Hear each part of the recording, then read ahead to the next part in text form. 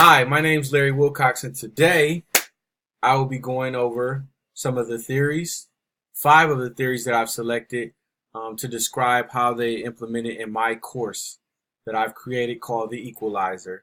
So I'm not going to waste any time because time is limited. And I've chosen Bloom's taxonomy. I have all my stuff laid out here in front of me as one of the theories. Backwards design, authentic assessment, rubric, and community of practice, in which I will be using social. I will be using social practice and teaching presence. Okay, so I'm going to go into the hardest one that I had to get. My professor had to explain to me, and that's Bloom's taxonomy, which I initially just didn't understand it, but I do have a better understanding of it and how it applied to my course. So it's a framework that supports designs of learning by categorizing knowledge and skills in ascending order from most elementary, which remember, to the most sophisticated. So for me, when I was developing my course, I'll go into my course here in Module 1. Here's a lot of the stuff that I should have probably went over at first, and that's my welcome. But I really want to just go over the theories, and I'll explain how they relate to my course. So let me go back. Let's go back. So we go back here to Module 1. So when I first started designing my course, I didn't have any of this pre-assessment and stuff like that. So what I initially had as a rough draft that will compare this Bloom's taxonomy was I was using applications as tools to assess your life, like phone applications on how to manage your time.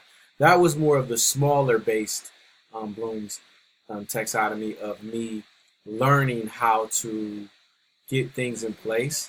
And then I elevated and started to take the more sophisticated approach with implementing mission statements, as well as at the end of the course, there's a final with a timeline vision board. So they started off real small with just phone applications. Then it advanced to a little bit more technical, more sophisticated type of methods, which even included Google Docs, where some of the students and myself can go on and openly add information and edit information together on one how do I say it, program, for the lack of better words. So that was my method of using Bloom's taxonomy.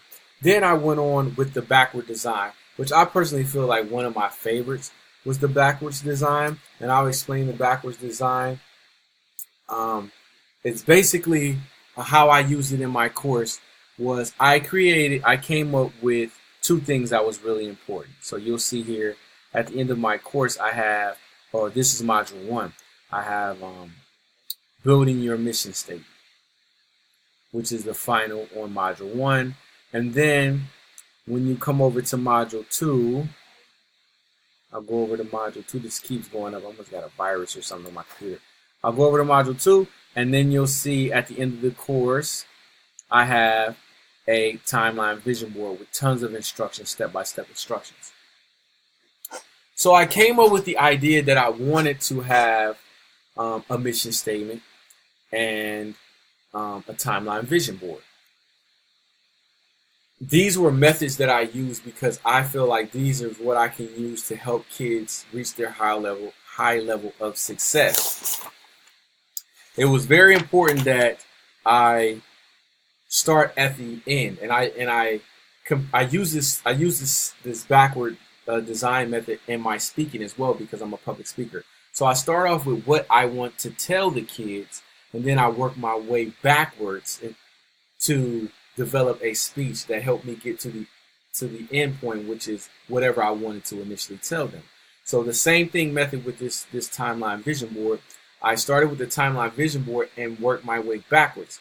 So I created, in the midst of that being the end goal, I created different assignments, open discussions, open lectures where we're talking about limitations and barriers, and all that comes back or comes up to my initial topic, which is that timeline vision board where they would use all those tools. So I work backwards. How can I what steps do they need to take to even get to the vision board? And that was something that I had to do. So it's, what is your goals? What do you want to be when you grow up, and things of that nature, or what do you see yourself in 5 years, and things of that nature.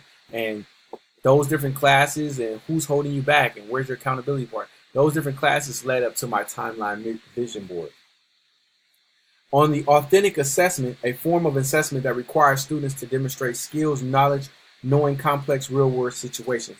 So authentic assessments is all the assignments that I have. It's all authentic. It's all based on the reality of the students or their situations in which they are in. And my course is designed for at-risk youth. So whatever their situation where they're dealing with poverty, or they're dealing with bad influencers, friends, drugs, all these different things, those are real life situations. Those are authentic situations for them.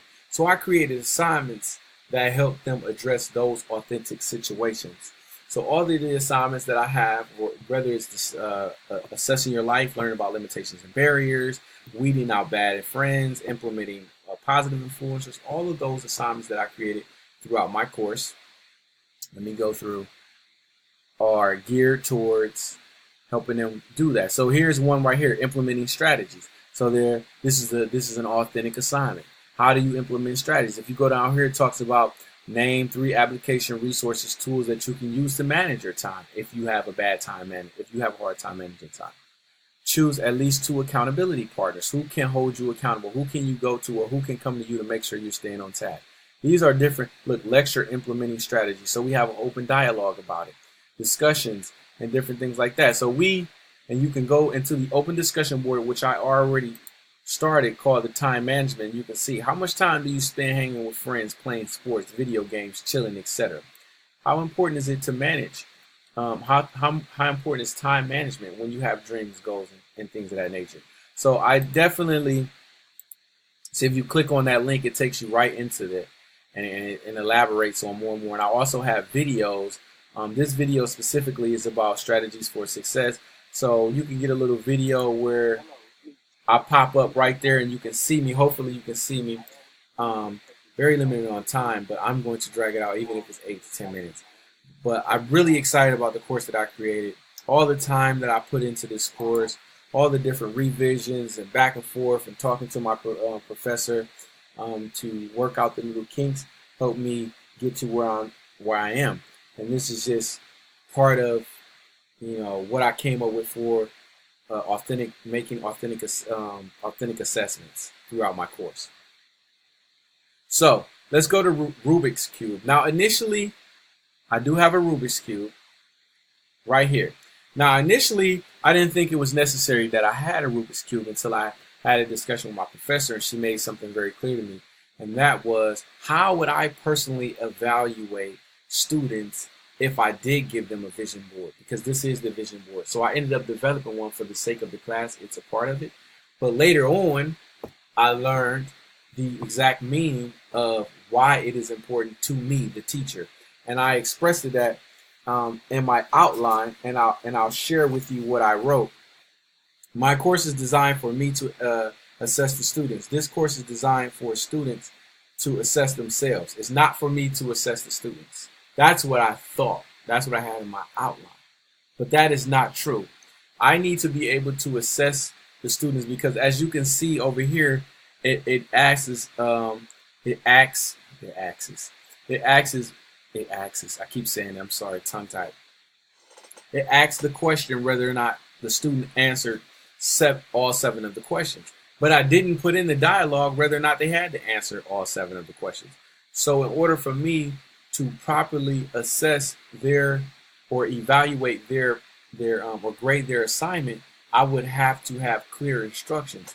And the Rubik's Cube allows me to make sure that my instructions are clear, and I am evaluating the student in which I can give them positive feedback, as well as I can see whether or not they need improvement, adjustments, or so forth. So the Rubik's Cube was very, very important to me being able to assess the students and also give them feedback. I initially didn't think that way because this is a self-assessment course where students are grading themselves, but I also think it's important later on after I learned that it is important that I'm able to evaluate them too, to make sure that they are pushing themselves and getting the maximum, putting in the maximum effort so that they also can be successful in this course. So I'll move on to my final one, which is community of practice. And my Toastmaster people will be very, very upset because I keep saying So community of practice. So community of practice, how am I using that? Social practices. I'm using teacher presence and things of that nature. Now, how am I incorporating that in my class? I'll show you exactly how I'm incorporating that in my class. So right here you see there's the in-class open discussion. So we'll talk about how much time do you spend hanging out with friends? How important is it to for you to manage? How important is it for you to manage your time? What can you use, What can you use to manage your time? That's one method. This is in module 2. Let's go to module 1. You'll see it again. Introduction and vision. That's a class. So you go in here. You go on to learn a little bit about me, as well as the students can. They can learn a little bit about me, and I can learn a little bit about them. And this is where the teaching presence comes in, where I'm being present in the class. Of course, I put into the student expectations as well as the teacher expectation that students can contact me at any time. Now, we also have a thing in here, a Google Doc, when you create your mission statement, where you click on this, on the link below, it'll take you to this here document where you can put in your personal mission statement. As you see, there's an example of a mission statement, and then there's an example of a peer responding on the mission statement where you get feedback from the instructors as well as the students. This is a very, very cool tool that I just learned about.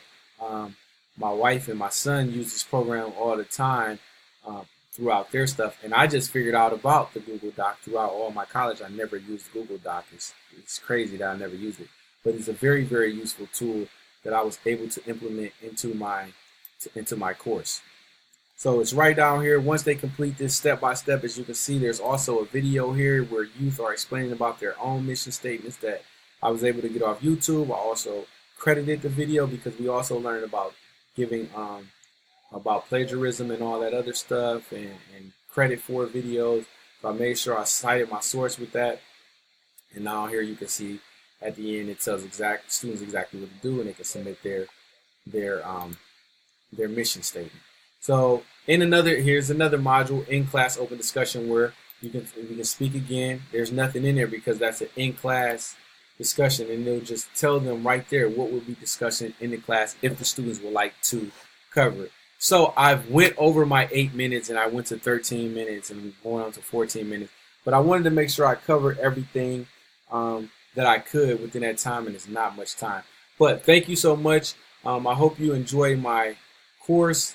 I'll still go over a couple of other things that I have in my course with my home page, my announcements, stuff like that. A lot of stuff that I learned. Welcome to the class. I have a welcome to the class video that I created to welcome the students.